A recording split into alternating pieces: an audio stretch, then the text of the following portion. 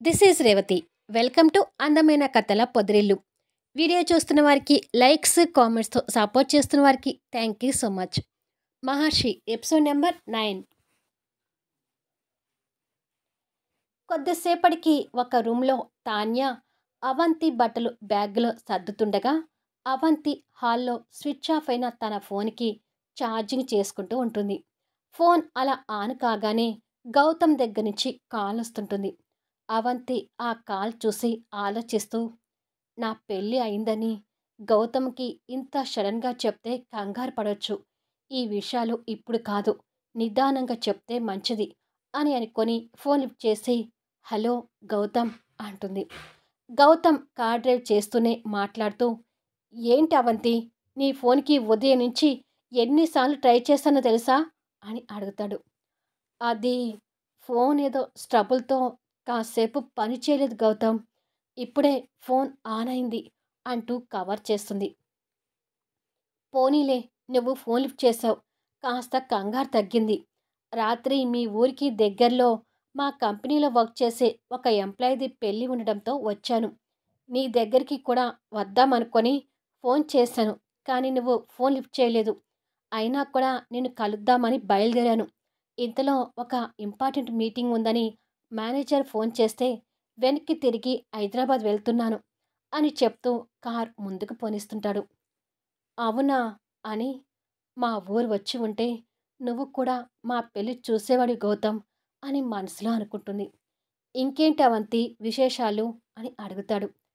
చెప్పటానికి చాలా ఉన్నాయి గౌతమ్, కానీ ఇప్పుడు చెప్పలేకపోతున్నాను అని అనుకుంటుంది. హలో అవంతి, లైన్లో ఉన్నావా అని అడుగుతాడు. హా గౌతమ్, ఉన్నాను. ఎలాగో ఇక్కడి వరకు వచ్చావు, మా ఊరు రావాల్సింది అంటుంది. మళ్ళీ ఎప్పుడైనా వస్తానులే అవంతి అంటాడు డ్రైవింగ్ చేస్తూ. సరేలే గౌతమ్, నువ్వు ఇప్పుడు డ్రైవింగ్లో ఉన్నావు కదా, తర్వాత మాట్లాడుకుందాంలే అంటుంది. ఓకే అవంతి, బాయ్ అని గౌతమ్ కాల్ కట్ చేసి, ఏంటో తెలియదు కానీ అవంతి విషయంలో ఏదో బాధగా అనిపిస్తుంది అని అనుకొని పక్క సీట్లో ఫోన్ పెట్టబోయేసరికి అక్కడ బురద అంటిన సూట్ చూసుకొని తాన్య ఆ బురద పీఠం గుర్తు తెచ్చుకుంటూ, ఆ డెవిల్ మళ్ళీ కనపడకుండా పోదు, ఈసారి కనపడినప్పుడు తన అంతు చూస్తాను అని తిట్టుకుంటాడు.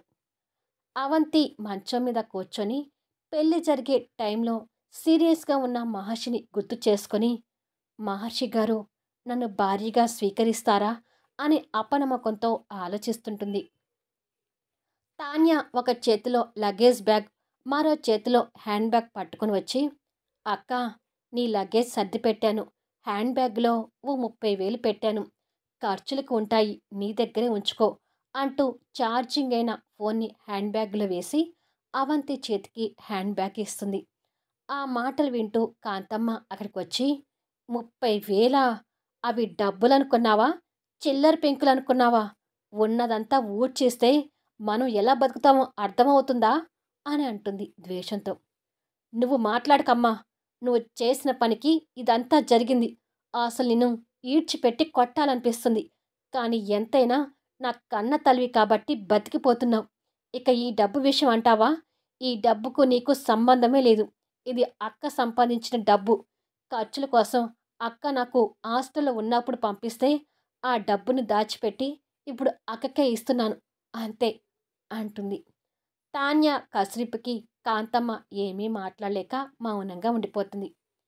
ఈ డబ్బు వద్దులే తాన్య, నీ దగ్గరే ఉండనివ్వు అంటూ ఆ డబ్బుని బ్యాగుల నుంచి తీసి తాన్యాకి ఇవ్వబోతుంది అవంతి. వద్దక్క, ఎంతైనా మహర్షి గారు కొన్ని రోజుల వరకు నీకు కొత్తగానే ఉంటారు కాబట్టి ఏదైనా అడగటానికి మొహమాట పడతావు. అలాంటి ఇబ్బందుల్లో నువ్వు ఈ ఈ డబ్బు నీకు సహాయంగా ఉంటుంది అని తిరిగి డబ్బుని అవంతి హ్యాండ్ బ్యాగ్లో పెట్టి, మహర్షి గారి వాళ్ళు ఎదురు చూస్తుంటారు, ఇక వెళ్దాం రా అక్క అంటూ చేతిలో లగేజ్ బ్యాగ్ పట్టుకుంటుంది తాన్య. అవంతి ఆ ఇల్లుని వదిలిపెట్టి వెళ్తూ అంతా చూసుకొని తండ్రి ఫోటోకి దండం పెట్టుకొని తిరిగి కాంతమ్మ కాలికి దండం పెట్టి, నన్ను ఆశీర్వదించు పిన్ని అంటుంది. చాలే లే అంటుంది కాంతమ్మ. అవంతి కాంతమ్మ కాలికి దండం పెట్టి లేస్తుంది. చూడు, నీకు ఏ కష్టం వచ్చినా అది నువ్వే భరించకాని ఇక ఈ ఇంటి వైపు మాత్రం మళ్ళీ తొంగి చూడకు అంటుంది కాంతమ్మ మూతి తిప్పుకుంటూ. తల్లి మాటలకు తాన్య కోపంగా చూస్తూ, అమ్మ అలాగే అంటుందక్క. కానీ నీ కష్టానికి నేనెప్పుడూ తోడుగా ఉంటానని మాత్రం మర్చిపోకు అని అవంతి చేపట్టుకొని తీసుకెళ్తుంటుంది. కాంతమ్మ కోపంగా మూతి తిప్పుకొని, డబ్బు పోతే పోనివ్వు. ఆ 30,000తో పాటు ఈ దరిద్రం కూడా ఇల్లు వదిలిపెట్టి పోతుంది. అది చాలు అనుకొని తృప్తి పడుతుంది. మహర్షి బెనర్జీ గారు సర్పంచ్ గారి ఇంటి దగ్గర అవంతి కోసం ఎదురు చూస్తూ ఉండగా తాన్య అవంతిని తీసుకుని వస్తుంటుంది. బెనర్జీ గారు ఎదురు వెళ్ళి తాన్య చేతిలో ఉన్న లగేజ్ బ్యాగ్ అందుకొని కార్ డిక్కీలో పెడతారు. తిరిగి బెనర్జీ గారు డ్రైవింగ్ సీట్లో కూర్చోగానే మహర్షి కూడా వారి పక్క సీట్లోకి వచ్చి కూర్చుంటారు. సర్పంచ్ గారి దంపతులు అవంతి దగ్గరకు వచ్చి, వెళ్ళి కారులో కూర్చోమ్మా అంటారు. అవంతి కన్నీళ్లు పెట్టుకుంటూ తాన్యాని హగ్ చేసుకొని, నాకేదో భయంగా ఉంది తాన్య అంటుంది. తాన్య కూడా కన్నీళ్లు పెట్టుకుంటూ, భయపడకక్క, మహర్షి గారు నిన్ను ప్రాణంగా చూసుకుంటారనే నమ్మకం నాకుంది. మీరిద్దరూ సంతోషంగా ఉంటారు అని అంటూ ధైర్యం చెప్తుంది. కారులో కూర్చున్న మహర్షి ఆ మాటలు వింటూ మౌనంగా తల తిప్పుకుంటాడు. తాన్య మహర్షి ఉన్న డోర్ దగ్గరకు వచ్చి, మా అక్కని మీ చేతిలో పెడుతున్న మహర్షి గారు, అక్కకి ఇక మీరే ఎల్లప్పుడూ తోడుగా ఉండాలి అని చెప్తుంది. మహర్షి ఏమీ మాట్లాడకుండా మౌనంగా ఉండిపోతాడు. సర్పంచ్ గారు అది అర్థం చేసుకుని, అమ్మ తాన్య, నువ్వు దిగులు పడకుండా మీ అక్కని సంతోషంగా పంపించు అంటాడు. తాన్య వస్తున్న కన్నీళ్ళు తుడుచుకొని, అలాగే బాబాయ్ అని కార్ వెనక డోర్ తీసి అవంతిని వెనక సీట్లో కూర్చోబెట్టి, జాగ్రత్త అక్క అంటుంది. అవంతి కూడా కన్నీళ్ళు పెట్టుకుంటూ, నువ్వు కూడా జాగ్రత్త తాన్య, రేపు హాస్టల్కి వెళ్ళగానే నాకు ఫోన్ చెయ్యి, బాగా చదువుకో, వెళ్ళొస్తాను సర్పంచ్ బాబాయ్, వెళ్ళొస్తాను పిన్ని అంటూ అందరికీ బాయ్ చెప్తుండగానే కార్ స్టార్ట్ అయ్యి ముందుకు వెళ్తుంటుంది. సర్పంచ్ గారి దంపతులు తాన్య అవంతికి టాటా చెప్తుండగానే కార్ కనుమరుగైపోతుంటుంది. తాన్య కన్నీళ్ళు తుడుచుకొని, కలుస్తాను బాబాయ్ అని చెప్పి వెళ్తుంది. మహర్షి తీరును చూసిన కామాక్షి కాస్త అనుమానపడుతూ, ఆ మహర్షి మన అవంతిని జాగ్రత్తగా చూసుకుంటాడా అండి అని అడుగుతుంది. ఆ భారం దేవుడికే వదిలేయాలి కామాక్షి అని చెప్పి వెళ్తాడు సర్పంచ్ గారు. కార్ వెనక సీట్లో అవంతి ముభావంగా కూర్చొని ఉండగానే కార్ లక్ష్మీపురం దాటి హైవే రోడ్డు ఎక్కుతుంది. ఇలా కొంత దూరం వెళ్ళగానే, కారు ఆపండి బెనర్జీ గారు అంటాడు మహర్షి. బెనర్జీ గారు కాస్త ఆశ్చర్యంగా చూస్తూ, ఇక్కడ కారు ఆపడం ఎందుకు మహర్షి అని అడుగుతాడు. అవంతి కూడా అదే ఆశ్చర్యంతో చూస్తుంటుంది. ప్లీజ్ బెనర్జీ గారు ఆపండి అంటాడు చిరాకు పడుతూ. బెనర్జీ గారు కారు పక్కకు తీసి ఆపుతాడు. ఎందుకు ఆపమన్నారు అన్నట్టుగా అవంతి అర్థం కానట్టుగా చూస్తుండగానే మహర్షి ఫాస్ట్గా కార్ దిగి డిక్కీ దగ్గరికి వెళ్ళి దానిని ఓపెన్ చేసి అవంతి లగేజ్ని బయట పెట్టి అవంతి కూర్చున్న దగ్గరకొచ్చి, మీరు కూడా దిగండి అంటాడు. అవంతి అర్థం కానట్టుగా చూస్తుంటుంది. మీకే చెప్తున్నాను, కార్ దిగండి అంటాడు మహర్షి సీరియస్గా చూస్తూ. అవంతి అర్థం కానట్టుగా చూస్తూనే కార్ దిగుతుంటుంది. బెనర్జీ గారు కూడా కార్ దిగి, అవంతిని ఇక్కడ ఎందుకు కార్ దిగమంటున్నా మహర్షి అని అడుగుతాడు. మీరాగండి బెనర్జీ గారు అని అంటుండగానే అవంతి కారు దిగి మహర్షి మొహంలోకి బెరుకుగా చూస్తుంటుంది. నాకు మిమ్మల్ని పెళ్లి చేసుకోవడం అసలు ఇష్టం లేదు. మీ ఊరి పెద్దలకు ఎంత చెప్పినా వినకుండా మన పెళ్లి జరిపించారు. మన పెళ్లి కావడానికి అసలు కారణం మీ చెల్లి. తను తలుచుకుంటేనే నాకు కోపం వస్తుంది. పైగా మీరు ఆ ఊరు ఉంటే ఇంకా అవమానాలు పడాల్సి వస్తుందని బెనర్జీ గారు కూడా చెప్పారు. అక్కడ నా తప్పు ఏదీ లేకపోయినా పరోక్షంగా అయినా మీరు అవమానాలు పడటానికి నేనే కారణం అవుతానని ఆలోచించి మీ మెడలో తాళి కట్టి ఆ ఊరు దాటించి తీసుకొచ్చాను అంటాడు. అవంతి ఆ మాటల్ని కంగారుగా వింటూ ఉంటుంది. మనకు జరిగిన ఈ పెళ్లిని నేను అంగీకరించలేను. దయచేసి మీరు కూడా ఇదంతా మర్చిపోయి మీ దారి మీరు చూసుకోండి అంటాడు. అవంతి ఒక్కసారిగా షాక్ అవుతూ, అలా అంటారేంటి మహర్షి గారు? మర్చిపోవటానికి మనకు జరిగింది బొమ్మల పెళ్లి కాదు. వేద మంత్రాల సాక్షిగా పెద్దలందరి ఆశీర్వాదంతో ఆ అమ్మవారి సమక్షంలో మన పెళ్లి జరిగింది అని అంటుండగానే, అని మీరనుకుంటే సరిపోదు కదా అవంతి గారు. నేను కూడా దానికి అంగీకరించాలి కదా!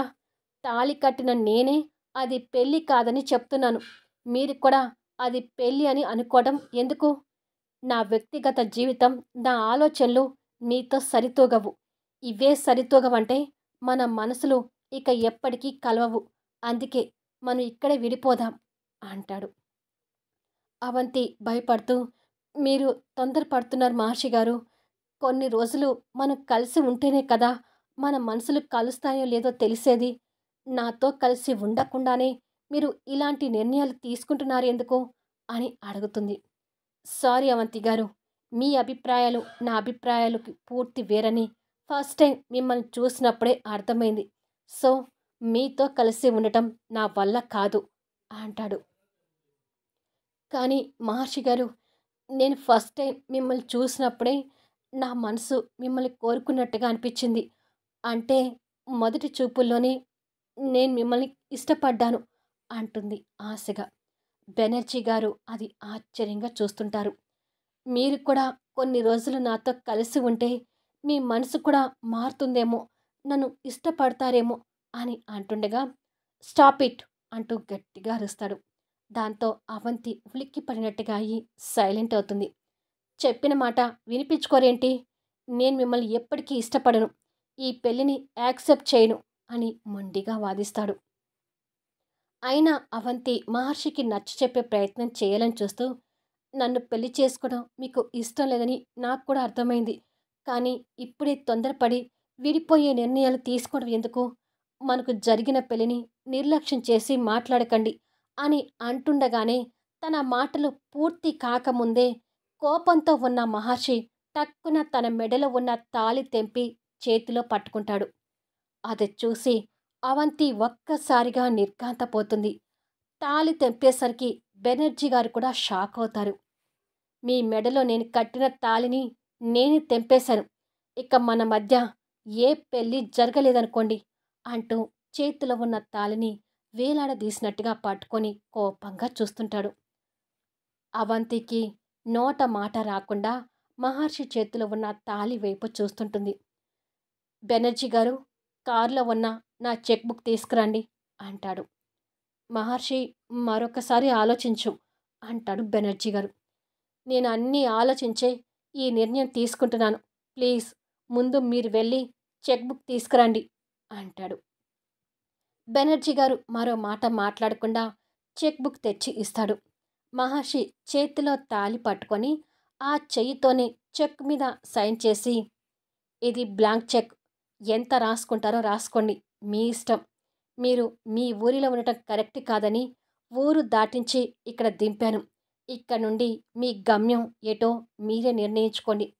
కానీ నా జీవితంలోకి రావాలని మాత్రం ప్రయత్నించకండి.